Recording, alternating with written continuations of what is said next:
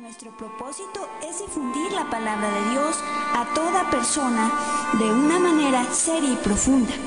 Es por ello que ponemos a su disposición la siguiente enseñanza, que esperamos sea de edificación para su vida. Que nos rodea. Vamos a darle gracias y vamos a orar por él. Que todas nuestras oraciones lleguen hacia él para que él toque a la gente que está afuera y nos escuche y que pase para que también tengan deseos de conocer a Dios. Amén. Señor, te doy gracias por haber llegado nuevamente a este lugar donde tú siempre nos has escuchado, Señor. Yo sé que tú nos escuchas en todos lados, pero no hay como un lugar que lleguemos a donde todos nos reunamos, de donde vengan. Que el que tenga que llegar, que llegue, Señor, y el que debe estar aquí con nosotros permanecerá, Señor. Que lleguen a este lugar, Señor. Gracias, te lo pido en nombre de Jesucristo, Señor. Amén. Vamos a entonar un canto que dice: el Espíritu de Dios está en este lugar. El Espíritu de Dios se mueve en este lugar. Está aquí para consolar, está aquí para libertar, está aquí para guiar. El Espíritu de Dios está aquí. El Espíritu de Dios está en este lugar. El Espíritu de Dios se mueve en este lugar. Está aquí para consolar, está aquí para liberar, está aquí para guiar. El Espíritu de Dios está aquí. Si quieres, poner la mano en el corazón y dile así al Señor: muévete en mí, muévete en mí. Toca mi mente, mi corazón, llena mi vida de tu amor. Muévete en mí, Dios Espíritu, muévete en mí. Si quieres que se mueva dentro de ti, dile así más fuerte: muévete en mí, muévete en mí. Toca mi mente, mi corazón, llena mi vida de tu amor. Muévete en mí, Dios Espíritu, muévete en mí.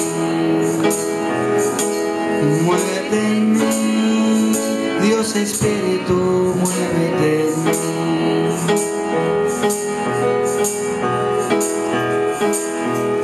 Muévete, Señor, en cada uno de nosotros, Padre amado.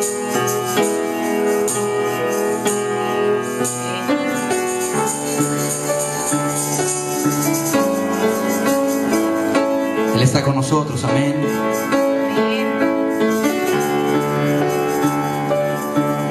Vamos a hablar al Señor, amén. Tenemos que hacer doble trabajo ahora para que nos edifiquemos todos. Así como estamos de pie, vamos a abrir nuestra Biblia. Y hay un texto en el libro de Eclesiastés, capítulo 3, versículo 20. Eclesiastés. Eclesiástico, parece que es ahí. Vamos a trabajar mucho esta semana porque tenemos que hacer un translate para el brother, para poner unos textos aquí en la pantalla en inglés. Vamos a estar trabajando mucho esta semana, hermanos, y vamos a estar evangelizando, como ya lo dijimos, y apoyándonos. Tenemos el hermano Juan Serna que nos quiere apoyar, y vamos a darle pues gracias a Dios por la vida de él y por la vida de la hermana María Ruiz, por la vida de muchos hermanos que hemos conocido y que están dispuestos a apoyar para que esta misión crezca. Amén. Amén. Eclesiastés, ya lo encontramos, capítulo número 3, versículo número 20.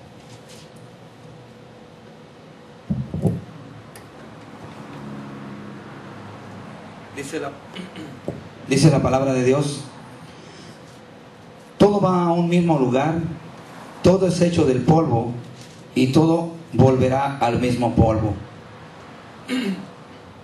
Voy a repetir. Todo va al mismo lugar, todo es hecho del polvo y todo volverá al mismo polvo. Paralelamente vamos a ver un versículo que está en el Salmo 89, versículo 48.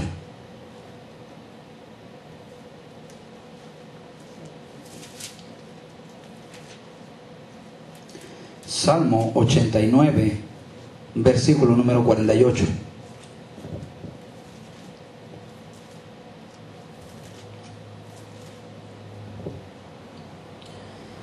Dice la palabra de Dios, ¿ya lo tenemos? Díganos fuerte amén. ¿Qué hombre vivirá y no verá muerte? ¿Librará su alma del poder del Seol? Es todo. Vamos a hacer una oración breve. Vamos a decirle a nuestro Padre Celestial: Padre amado, en el nombre de Jesús, pedimos, Padre, que bendigas esta porción de tu palabra, que sea el alimento para nuestras vidas hoy, que podamos salir de aquí bendecidos para bendecir a otros, Padre. Te pedimos por aquellos hermanos que se han de unir, Señor, a esta misión. Te pedimos, Padre, bendición de lo alto. Pedimos la ayuda de tu Espíritu Santo, Señor, que Él es el que nos guía a toda verdad. Gracias, Padre, bendícenos en el nombre de Jesús. Amén. Podemos sentarnos, hermanos. Dice la palabra de Dios en este salmo que acabamos de ver: ¿qué hombre vivirá y no verá muerte? No hemos conocido una persona que diga voy a vivir eternamente y que lo cumpla. Aún Hitler, en una declaración que hizo, dijo que él no vería muerte, que él sería eterno, pero sabemos que murió. Ya tiene más de 50 años muerto. Así que no porque un hombre declare que va a vivir eternamente en la tierra, es cierto. Hay muchas agrupaciones que dicen que van a vivir para siempre en la tierra, pero lo cierto es que la palabra de Dios nos deja ver otra cosa, contrario a lo que nos han dicho. Aquí la palabra de Dios dice que todo, en el libro de Eclesiastés, dice que todo va a un lugar. Todo es hecho del polvo y todo se tornará en el mismo polvo. Así dice la Escritura. El título de esta enseñanza, así como una manera de pregunta: ¿qué va a pasar cuando mueras? Todo el mundo nos preparamos para ser quizás buenos ciudadanos, nos preparamos tal vez para ser buenos doctores, buenos abogados, una carrera, una profesión. Pero preguntémonos cuántos, y más en ese tiempo, ¿cuántos nos preparamos para la muerte? La muerte es sorpresiva. La muerte nos puede sorprender este mismo día, hoy, por la noche. Y muchas veces, muchas personas mueren, la muerte les sorprende y no están arregladas con Dios, no están reconciliadas con Dios. ¿Cuál será el final? Hay personas que cuando le preguntas esto, le dices: ¿y qué va a pasar cuando mueras? Hay personas que argumentan y dicen: pues ya Dios sabrá, solo Dios sabe. ¿Han escuchado eso alguna vez? Las personas regularmente no quieren pensar en la muerte, porque para las personas la muerte, personas sin Cristo, la muerte es como algo horrible, como algo terrible. Hay personas que están al borde de la muerte y se aferran a vivir. Pero sin embargo vemos que la Escritura nos habla de Pablo, que decía: para mí el vivir es Cristo y el morir es ganancia. Nos damos cuenta que el apóstol Pablo estaba asido de la mano de Jesús, agarrado de la mano de Jesús, y no tenía miedo a la muerte. Todo aquel que es cristiano y que profesa ser cristiano, que vive reconciliado con su Creador, no le tiene miedo a la muerte. Pero hay personas que, estando al borde de la muerte, se aferran a la vida. Y nos deja ver una cosa: no están preparados para la muerte. La Escritura dice que cuando el cristiano muere, está en un estado como de sueño, como de dormir, para el día de la resurrección, para la esperanza de la vida eterna. Así que nada más la muerte es una transición de la vida terrenal a la verdadera vida. Todo cristiano debe tener eso en la mente, que la muerte es una transición, es una etapa de cambio a la verdadera vida. Amén. Amén. Pero muchas personas que no tienen la luz de Cristo, cuando les hablamos de esto, hasta se mofan, se burlan y no lo creen. Si pudiéramos nosotros pensar y pudiéramos ver, ahora se han hecho estudios médicos de las personas que están, las mujeres que están embarazadas, donde ven el comportamiento del bebé dentro del vientre, ¿verdad? En la etapa de gestación, de los 9 meses de gestación, ven el comportamiento del bebé. Algunos científicos, algunos de la ciencia médica dicen que el bebé ya puede escuchar. El bebé ya puede escuchar y saber si el papá o la mamá los ama. Por eso es recomendable que la mujer, cuando está embarazada, le pongan a sus hijos, le lean la Biblia estando en el vientre. Eso es lo que han descubierto la ciencia médica. Lo cierto es que nosotros, cuando somos fecundados y somos formados en el vientre de nuestra madre, tenemos aliento de vida. Amén. Amén. Pero ¿a qué voy con esto? Si un bebé o 2 bebés dentro del vientre pudieran platicar y decir, afuera de donde estamos, de esta bolsita donde estamos, hay otra vida, tal vez los bebés no creerían. ¿Saben por qué? Porque no han visto esa vida. Porque lo único que han visto es moverse dentro de un líquido que se llama ácido amniótico. Entonces no hay otra vida, no la pueden creer. Y muchas veces nosotros como cristianos estamos como bebés. No podemos creer que hay otra vida. Estamos en la bolsita, estamos en la placenta de este mundo. Y cuando nos hablan de la vida eterna, de lo que viene después de la muerte, no lo podemos creer. Hay algo contradictorio en la mente de las personas. Creen en el cielo, pero pareciera que es el reflejo de la tierra lo que ven. ¿Qué es el cielo? Hay una eternidad que la mente finita del hombre no la puede comprender, pero creemos lo que la palabra de Dios dice. Jesús dice, cuando vino, cuando resucitó, dijo, voy a preparar moradas para que donde yo esté, vosotros, ustedes, también estén. Eso dijo Jesús. Amén. Amén.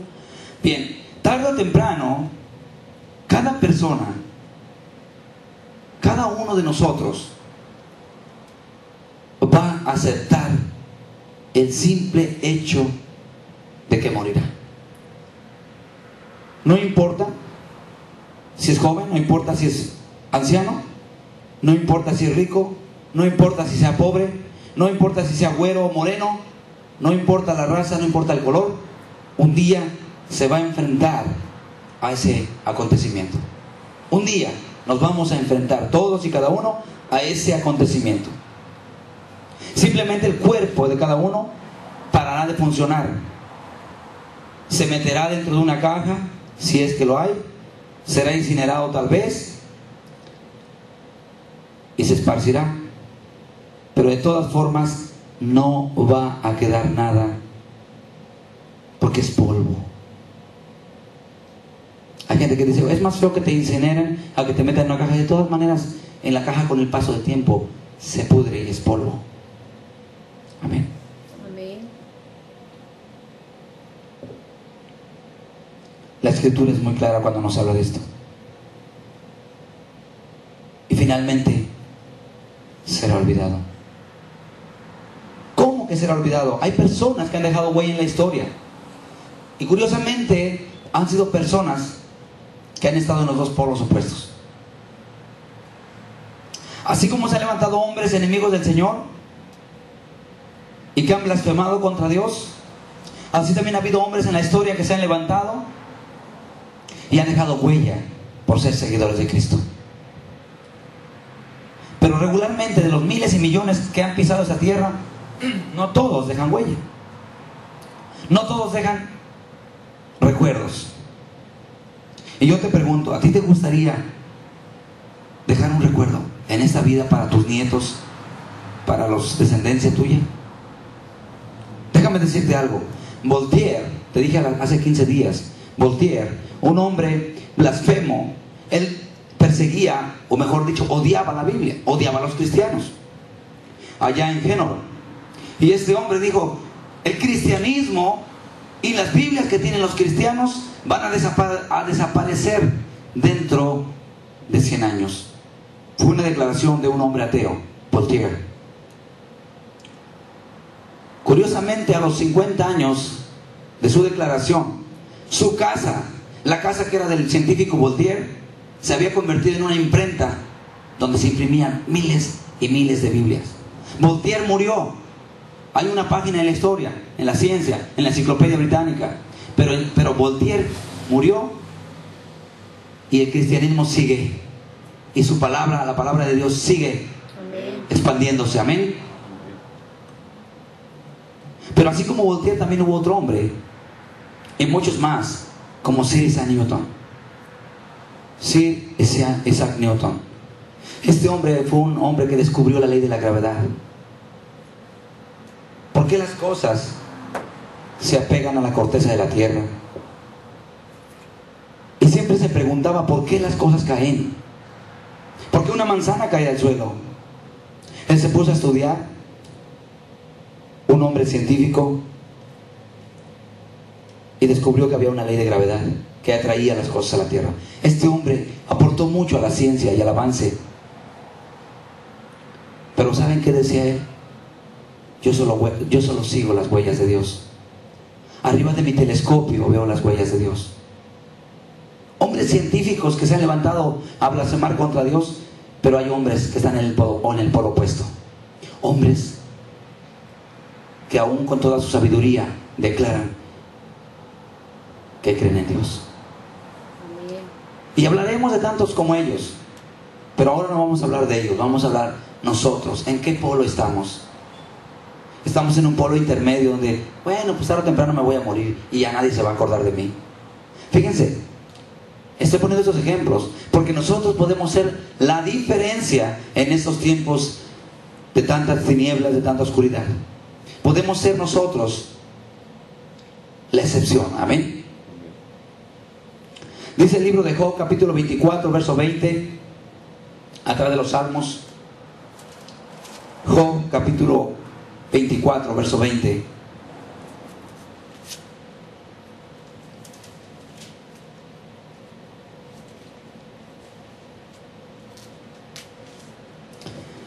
El hombre que no deja huella, el hombre que no está. Job, ¿qué, perdón? Capítulo 24, verso 20, el libro de Job. ¿Y en inglés cómo se dice el libro? ¿Cómo se dice en inglés? Job. Ya. Ya.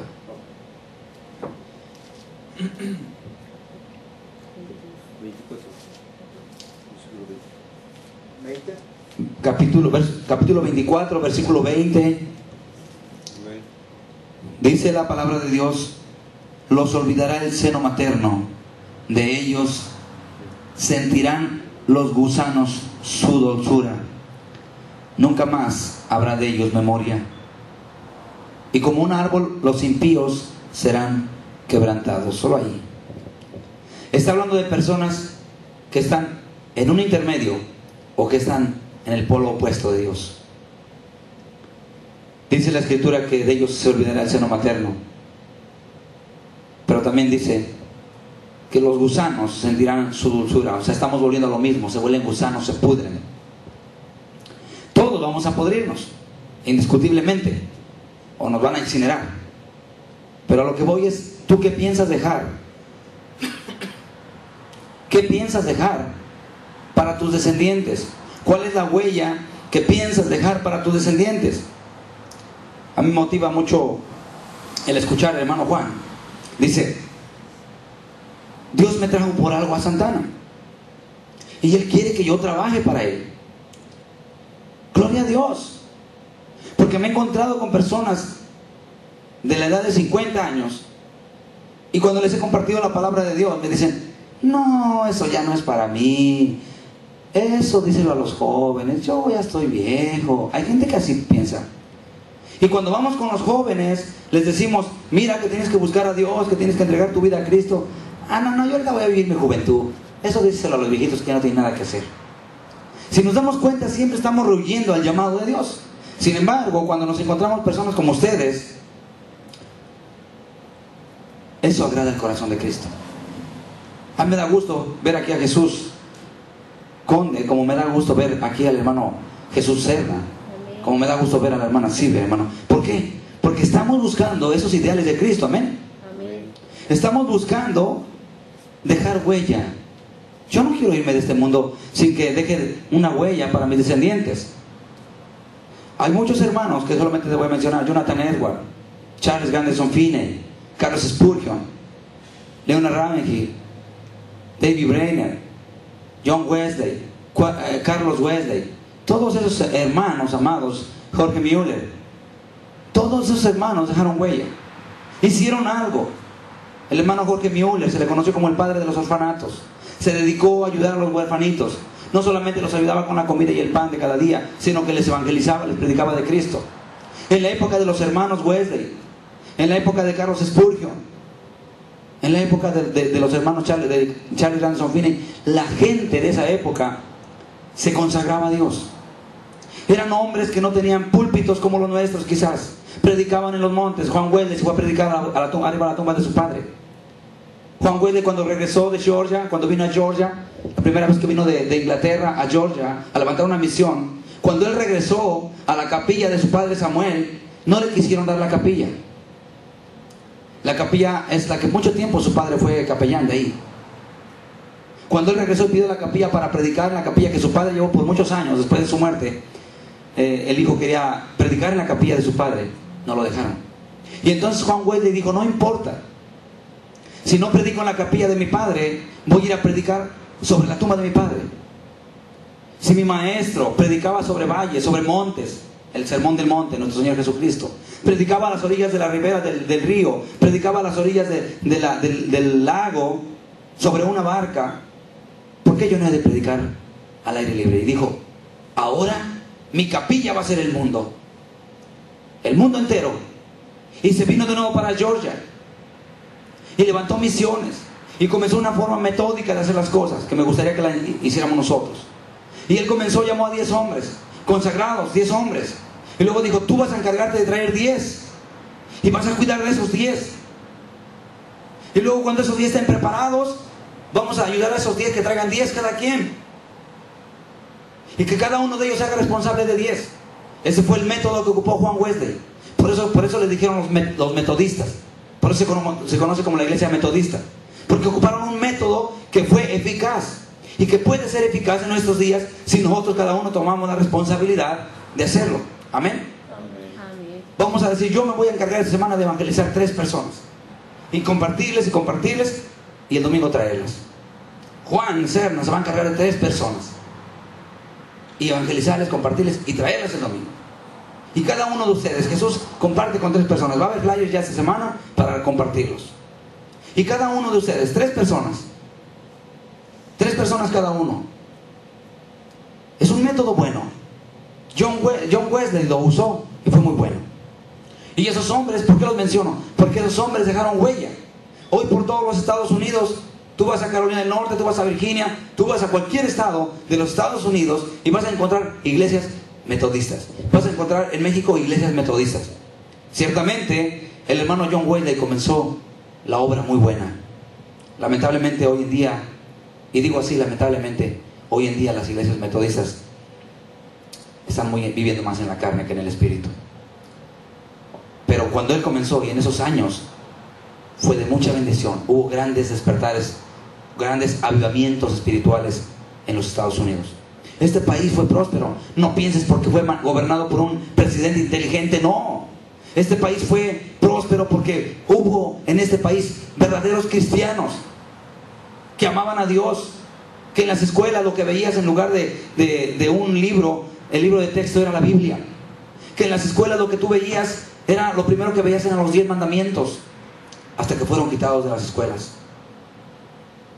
Este país fue próspero porque amaba a Dios. Pero una vez que se apartó del camino, una vez que empezó a desviarse, allá por los años 50, con el movimiento hippie, la liberación femenil, comenzó la decadencia de este país. Lamento decirlo, amo a Estados Unidos, pero no puedo amar el pecado que se está viviendo en Estados Unidos. ¿Y qué pasó? 50 años de decadencia. Comenzó el movimiento hippie, la liberación femenil, y en solo 50 años, hoy por hoy, ha sido un país avergonzado por la mano de Dios. Porque la palabra de Dios dice que el pecado es afrenta de las naciones. Pero déjame decirte, en la época de los hermanos que acabo de mencionar, Estados Unidos tenía un gran avivamiento. Las mujeres en este país, si tú puedes mirar todavía movies, como dicen, las clásicas de los 50, tú vas a mirar las mujeres que usaban el vestido y hasta por aquí se ponían un moño todavía, cubriéndose, ¿cierto o no? Los vestidos cubrían el tobillo. Pero hoy en día vemos tanta indecencia que para donde quiera que voltees parece carnicería. Todo está corrompido y no podemos predicar contra eso. Dicen algunos pastores, entre comillas, déjalos, hermano, no te metas en problemas. Y aún con todo y eso, no solamente por las calles, aún dentro de las congregaciones se acepta tanta indecencia. Dios guarde la obra de eso en nosotros, amén. Amén. Seguimos con el estudio.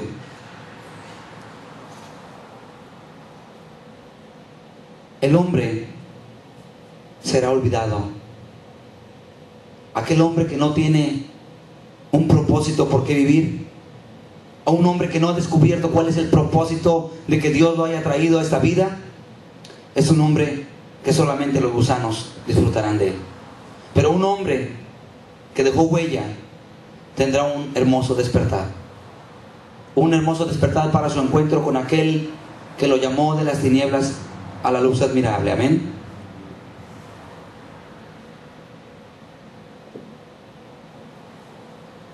Hay algunos hombres que se preguntarán, ¿en qué consiste la vida? Cuando ya no le encuentran sabor a la vida, cuando no le encuentran sentido, cuando el hombre se ha desviado del camino de Dios, pierde la felicidad, pierde todo. Dice, ¿qué caso tiene la vida? Un hombre que anduvo en sabiduría y caminó conforme al corazón de Dios, de pronto se desvió. Comenzó a hacer lo que Dios le había prohibido. Para empezar, tomó la mujer de un faraón. Y dice la Escritura que sus mujeres cambiaron su corazón, volvieron su corazón a otros dioses, de tal manera que sus hijos los pasó por fuego. Y ese hombre que era lleno de sabiduría, un hombre que escribió la mayor parte de los proverbios, que era el hombre más sabio de aquella época, de pronto no le encontraba sentido a la vida. Un hombre que decía, llama a la sabiduría parienta y a la inteligencia hermana. De pronto tú ves escribiéndolo el libro de Eclesiastés. Y cuando comienza a escribir el libro dice, todo es vanidad. Y luego ahí en el capítulo 2 dice, todo es aflicción. El que añade sabiduría, añade aflicción de espíritu. ¿Qué estaba escribiendo ahí? Parte, y la Biblia nos deja ver eso para que nosotros tengamos cuidado, porque nos deja ver parte de su estado de ánimo de Salomón cuando ya su corazón se había apartado de Dios. Cuando un hombre se aparta de Dios ya no le encuentra sentido a la vida. Él, cuando andaba bien íntegro con el Señor, él decía, llama a la sabiduría hermana y a la inteligencia parienta. Era un hombre que tenía en su corazón lleno de Dios. Pero una vez que las mujeres lo comenzaron a apartar, entonces empezó a ver que todo era aflicción de espíritu. Nos damos cuenta el estado de una persona en dos maneras. Cuando nosotros venimos aquí, alabamos a Dios y le decimos que amamos a nuestro Señor, estamos gozosos. Pero ¿qué pasa cuando llegamos a casa o cuando nos encontramos con el compañero de trabajo o amigo o conocido y nos empieza a decir, ¿a poco tú ya vas con los hermanos? ¿Ya eres de los hermanitos? Y te empiezan a atacar y tú empiezas a apachurrarte, a dejar que el enemigo robe tu gozo. Y al rato, para que no se sienta mal el amigo, voy a terminar haciendo lo que él. Todo cristiano tiene que aprender y tiene que entender que tenemos que dejar huella en esta vida, amén. Todos un día seremos levantados. Vamos a ver el libro de Juan capítulo 5 verso 28 y 29. ¿Qué va a pasar cuando mueras? Preguntémonos siempre eso. John 5:28.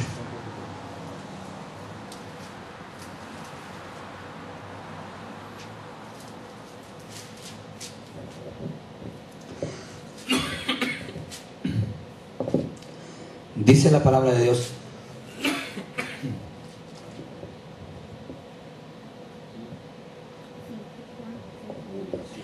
dice Jesús mismo: no os maravilléis de esto, porque vendrá hora cuando todos los que están en los sepulcros oirán su voz, y los que hicieron lo bueno saldrán a resurrección de vida, mas los que hicieron lo malo a resurrección de condenación. ¿Ya te das cuenta lo que dice la Escritura? Ahora, aquí no lo estoy diciendo yo. No es algo que yo estoy inventando. No es algo que yo te estoy haciendo creer para que tengas miedo. Ojalá que tengas miedo. La Biblia dice que con el temor a Jehová el hombre se aparta del mal. Pero aquí te estoy transmitiendo lo que la palabra de Dios dice. Vendrá el día cuando todos los que estén en el sepulcro, a lo mejor muchos fueron incinerados, a lo mejor muchos fueron echados al mar, sus cenizas. Pero déjame decirte que la Escritura dice que aún los del mar devolverá a sus muertos. Allí en el libro de Apocalipsis capítulo 20 verso 16 dice: y el mar devolvió los muertos. Aún aquellos que murieron ahogados en el mar, que no fueron rescatados allá en la época del Titanic, que murieron muchas personas, ellos van a ser devueltos del mar. ¿Para qué? Para ser juzgados. Si había justos en ese lugar, en ese barco, y en muchos que se han inundado o se han, ¿cómo se dice la palabra? Naufragado, inundado, ¿verdad? Aún todas aquellas personas que se murieron, se la tragaron los tiburones, esas personas se levantarán del mar. Dice que el mar devolverá a los muertos, y el sepulcro también devolverá a sus muertos. Tú vas a entierrar a una persona, no te preocupes, en el día de la resurrección va a ser resucitada para una o para otra cosa. Aquí dice la Escritura: y los que hicieron lo bueno, versículo 29, saldrán a resurrección de vida eterna, mas los que hicieron lo malo irán a condenación. Esto significa que todos los muertos, cada hombre, mujer, niño que alguna vez vivió en esta tierra, resucitarán de la muerte y serán juzgados por Dios por lo que hicieron en sus vidas. Dice la Escritura en Apocalipsis 20, versículo 12 y 13, me acompañes por favor. Dice: y vi a los muertos, grandes y pequeños, que estaban delante de Dios. Apocalipsis, Revelación, capítulo 20, verso 12 al 13. Quiero que lo comparemos con la Biblia, porque yo quiero que tú te vayas de aquí edificado y digas: es verdad lo que el hermano dijo. No estoy sacando yo nada de mi mente, es algo que está en la Escritura. Apocalipsis capítulo 20, versículo número 12 y 13. Dice la palabra de Dios. ¿Ya lo tenemos, hermanos? Versículo 12 y 13. Y vi a los muertos, grandes y pequeños, de pie ante Dios, y los libros fueron abiertos. Y otro libro fue abierto, el cual es el libro de la vida. Y fueron juzgados los muertos por las cosas que estaban escritas en los libros según sus obras. Y el mar entregó los muertos que había en él. Y la muerte y el Hades entregaron los muertos que había en ellos. Y fueron juzgados cada uno por sus obras. ¿Estás de acuerdo conmigo? ¿Estás de acuerdo con lo que dice la Escritura? La Biblia dice que cada uno de nosotros dará cuenta de sí. A veces se nos olvida el propósito de esta vida. A veces se nos olvida que tenemos un Dios que nos mira desde los cielos. Romanos capítulo 14, versos 11 y 12. Te cito textos porque quiero que te quede bien claro que tarde o temprano vamos a estar ante aquel que nos juzgará. Para los amigos y hermanos que nos miran en internet, que nos miran en el canal, también quiero decirte, si tú al comenzar a ver este video, tú te quedaste a medias, te sentiste incómodo, déjame decirte que es un buen comienzo. Porque la palabra de Dios tiene dos cosas: o te conviertes o te haces duro. Romanos capítulo 14, versículo 11 y 12.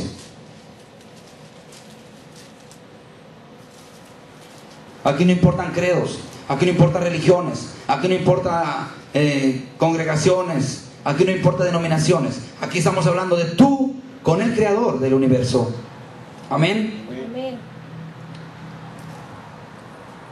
Capítulo 14, verso 11 y 12. Dice la Escritura: entonces la gente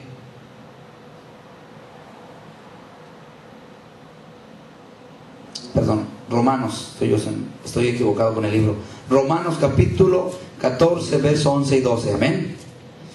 Dice la Escritura: porque escrito está, vivo yo, dice el Señor, que ante mí se doblará toda rodilla y toda lengua confesará a Dios, de manera que cada uno de nosotros dará a Dios cuenta de sí.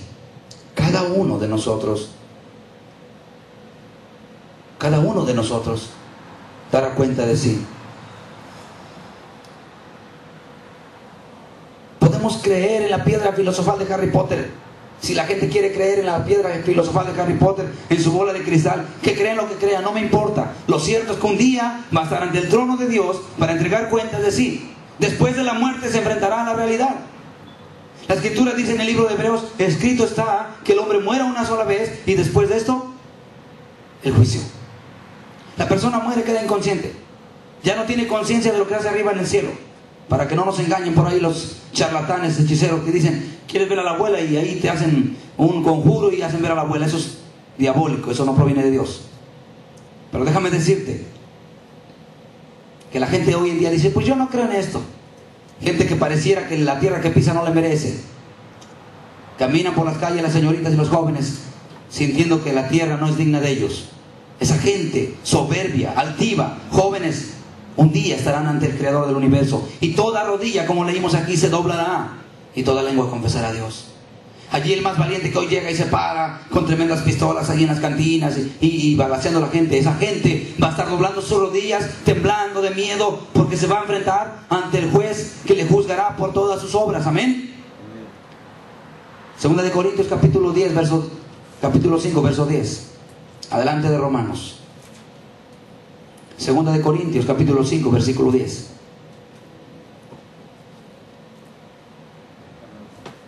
¿Qué va a pasar cuando mueras? Segunda de Corintios capítulo 5, verso 10.